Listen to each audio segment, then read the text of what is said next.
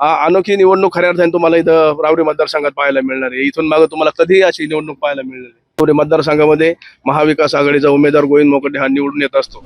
प्रथमतः मी देशाचे नेते आमचे नेते पवार साहेबांचं खऱ्या अर्थाने मी अभिनंदन करतो। खऱ्या अर्थाने ही उमेदवारी ही जनतेची उमेदवारी खऱ्या अर्थाने हा लढा जनतेसाठी लढा राहणार आहे। इथून पुढच्या काळात त्या महाविकास आघाडीचा लढा हा अनोखी निवडणूक खऱ्या अर्थाने तुम्हाला इथं रावरी मतदारसंघात पाहायला मिळणार आहे। इथून मागे तुम्हाला कधीही अशी निवडणूक पाहायला मिळणार नाही। रावरी मतदारसंघामध्ये महाविकास आघाडीचा उमेदवार गोविंद मोकटे हा निवडून येत असतो आणि सगळ्या जनतेचे मला आशीर्वाद देत गेली 15 दिवसापासून मला रावरी पाथर्डी नगर या असंख्य कार्यकर्त्यांनी खऱ्या अर्थाने फोन करून मला म्हणले नाही पक्षाची उमेदवारी मिळेल तरी अपक्ष उमेदवार लढ, पण सगळ्या त्यांच्या खऱ्या अर्थाने आशीर्वादाला यश आलं आणि आज मला पवार साहेबांनी माझ्यावर विश्वास दाखवला। मी आज उमेदवारी अर्ज दाखल केला। मला पवार साहेबांचा मला आशीर्वाद गेली 20 वर्षापासून मी त्यांचा खंते कार्यकर्ता आहे।